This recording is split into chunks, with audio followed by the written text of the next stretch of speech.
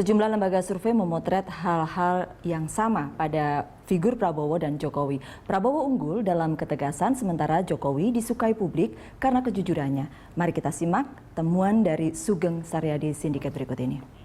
Ya, kalau kita bicara tentang ketegasan, maka di situ Prabowo 54% dan Jokowi JK 35%. Kemudian bagaimana dengan slogan?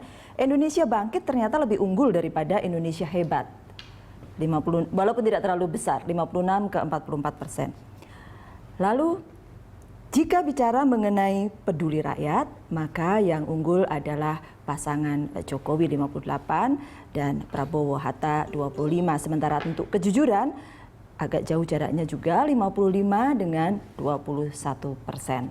Bang Don, sebenarnya ini tidak terlalu jauh dari yang dulu-dulu gitu kan, bahwa yang satu tegas, yang satu juga diunggul di peduli rakyat dan jujur. Tegas berwibawa, peduli rakyat dan jujur.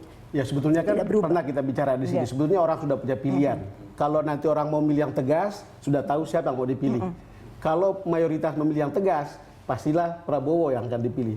Kalau memilih orang yang jujur dan dianggap dekat dengan rakyat atau peduli rakyat, sudah jelas siapa yang akan dipilih kan begitu. Tapi ini kan baru model presiden atau calon presiden versi survei. Kita belum tahu seperti apa pilihan rakyat. Bisa saja misleading gitu, walaupun kita harus percaya bahwa pada umumnya survei kita cukup akurat, walaupun untuk beberapa ya.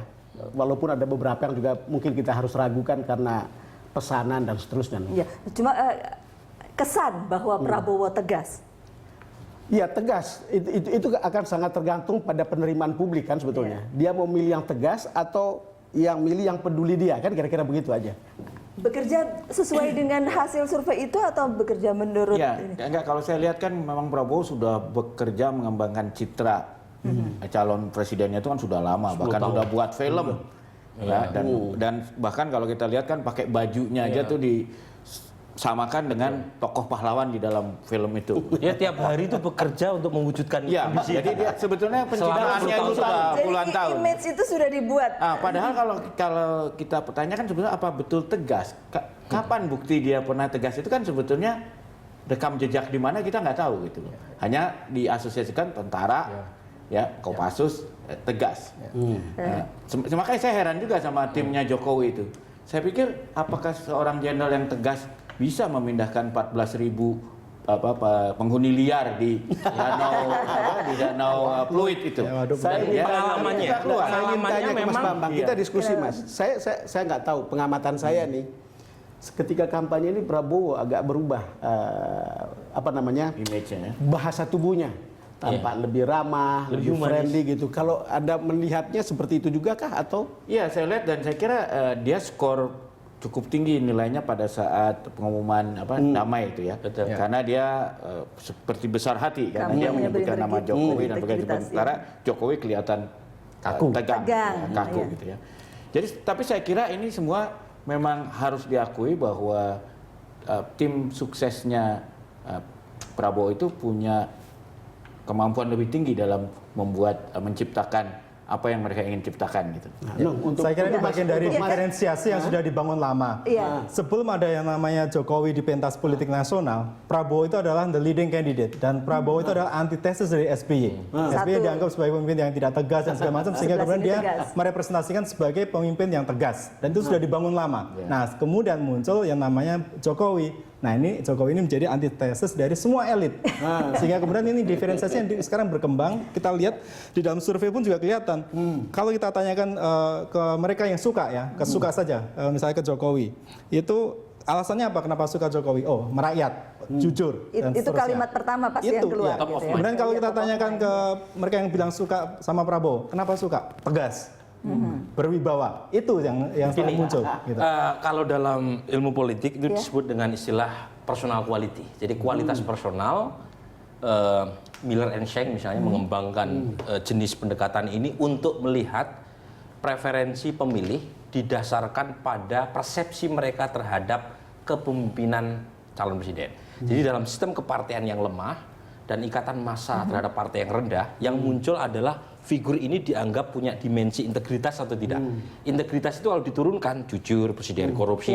Dimensi empati atau tidak, perhatian sama rakyat. Dimensi, nah tegas itu maksudnya di dimensi ketiga, namanya leadership ability. Kemampuan Persoalannya kan begini, sudah ada persepsi orang tentang dua tokoh ini, begitu kan? Bagaimana kemudian memanfaatkannya untuk menang? Kan kita bicara untuk menang, bukan? Kalau Anda lihat tahun lalu, itu mereka yang menganggap jujur penting dimiliki oleh presiden mendatang. Jadi pertama strateginya begini, strateginya tanya dulu di antara kriteria berikut ini mana yang dianggap paling penting. Tahun lalu yang menganggap jujur paling penting itu 62%. Sekarang tinggal 40%. Jadi media belakangan ini juga tidak terlalu mengangkat pentingnya jujur. Oke, Bang Don. Yang ingin dikatakan bahwa ini ada konteksnya kan, akan ada kebutuhan menurut konteksnya. Tetapi satu hal yang ingin saya tanyakan dan mungkin kita diskusikan menarik. Saya betul-betul mengamati perubahan bahasa tubuh Prabowo sejak kampanye itu. Ini soal otentisitas seseorang di dalam sebuah penampilan begitu dan kaitannya dengan elektabilitas. Apakah perubahan-perubahan seperti ini bisa ditampung dalam survei lalu kemudian, loh kok tiba-tiba berubah begini lalu kemudian akan ada perubahan sikap nggak? Bisa. Jadi belakangan memang kalau kita lihat TV-TV pendukung Prabowo itu kan lebih banyak menampilkan self-image Prabowo yang humanis, ya, ngelus anak TK, kemudian menggendong anak, yang tidak biasanya, kemudian bisa bercanda, joget di atas mobil Lexusnya dan seterusnya. Jadi ada aspek manusiawi di situ, humanis di situ, dan memang Prabowo pengen menampilkan itu karena dia punya kelemahan karena dianggap kurang menampilkan sisi human dia. Saat yang sama dia juga pengen menyentuh pemilih di desa yang memilih bukan karena akal tapi karena hati. Nah, jadi kelihatannya karena ada input tentang di mana posisinya sekarang ini mungkin itu perubahan-perubahan. Tapi ini juga saya kira dua-duanya ini mengidap penyakit yang sama ini. Karena ketakutan terhadap persaing, mereka mencoba keluar dari the best of himnya gitu loh. Jadi misalnya, jadi nggak otentik. Jokowi jadi kelihatan kaku, tegang, mulutnya jadi kelihatan nggak genuine. Sebaliknya yang biasanya cemberut, tegas, angker, kelihatan mau menjadi kayak pelawak atau apa. Bedanya begini, bedanya Jokowi ketika dia keluar dari zona nyaman dia tanda kutip gagal, minimal dalam konteks deklarasi damai. Dia kelihatan gagal menampilkan Jokowi yang biasa kita kenal. Cuman kalau Mas Burhan nonton waktu pidato di tempat pengusaha kemarin, mungkin akan berubah. Makanya tadi saya menyebutnya hanya soal itu, karena pidato di depan pengusaha nggak disiarkan secara langsung oleh banyak TV. Yang ingin saya tekankan, Jokowi gagal ketika dia keluar dari karakter biasanya itu, Prabowo relatif berhasil. Karena udah latihan lebih lama. Latihan dan ada banyak ini, mungkin banyak pelatihnya. Pelatih body language gitu ya. Iya, tetapi kalau lihat strategi seperti itu yang memetik manfaat, yang memetik keuntungan. Betul. Cuma ada satu ranjau menurut saya di depan Prabowo yang saya nggak tahu gimana dia menjinakkannya. Kalau kita lihat sekarang itu kelihatannya Prabowo dan timnya itu kalau berbicara di kelompok itu dia pokoknya yang kelompok itu inginkan itu yang disampaikan gitu. Bukan sesuatu yang konsisten. Sehingga ketika Hasim ngomong di depan Yusindo, beda semua. Prabowo itu temannya Amerika, Prabowo gini-gini. Tapi ketika di buruh lain lagi ngomongnya. Akan naikkan upah buruh. Menaikkan, tapi kalau ini kan akan bocor lama-lama ke masyarakat. Ini berbahaya. Ini kalau bocor sebelum pemilu itu berpengaruh. Nah, makanya apakah dia bisa menahan ini tidak bocor sebelum pemilu? Atau ini akan bocor masalahnya Mas sebelum pemilu di tingkat publik justru yang tergambar sebaliknya. Prabowo membuat semacam name calling atau labeling kepada Jokowi. Jokowi itu mencela-mencela. Padahal kalau mendengar pernyataan Anda yang mencela-mencela siapa? Mas Niko ini masih sebulan ya kalau ternyata masih sebulan. Kalau posisi begini, ketika strategi kita bilang secara ringkas strateginya Prabowo lebih berhasil kali ini. Menurut Anda, seberapa besar kemungkinannya untuk rebound?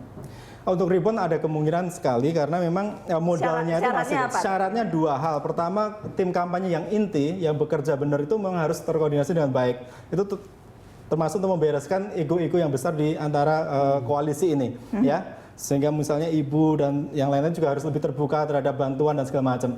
Yang kedua, saya kira Pak Jokowi itu harus bisa menampilkan sosok otentiknya dia sebagai seorang pemimpin yang merakyat. Ya, jadi nanti dalam hal misalnya debat akan ditonton oleh semua orang dan pasti akan berpengaruh. Kita nggak tahu berapa besar pengaruhnya karena memang studi tentang itu sangat susah sekali. Tapi ini ada pengaruhnya, ya, pengaruh terhadap terutama undecided. Nah, Di dalam debat pasti Pak Jokowi kalah dari sisi orasinya karena beliau bukan orator yang baik.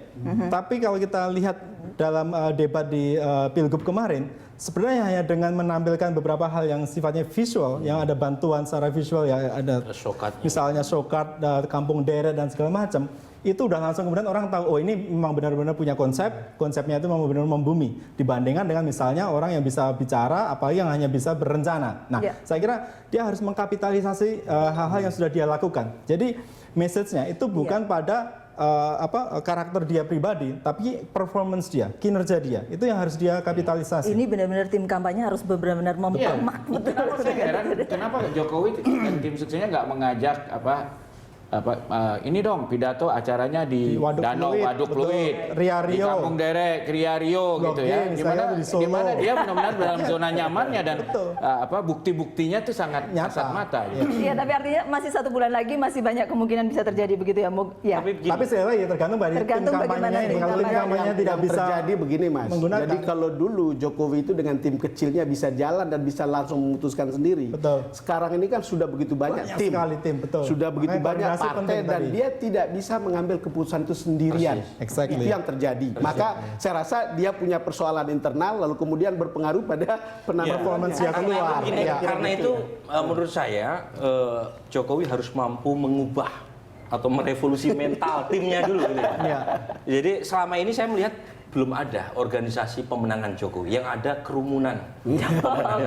Jadi kalau misalnya itu berhasil dirubah dari kerumunan menjadi barisan, dari buih jadi gelombang, saya kira dia bisa rubah. Tim kampanye partai saja sudah susah, apalagi kemudian ditambah dengan koalisi ya. Oke, terima kasih. Kalau gitu, Mas Niko, terima kasih juga sudah hadir di The Headlines. Ya, kami akan kembali untuk Anda sesaat lagi.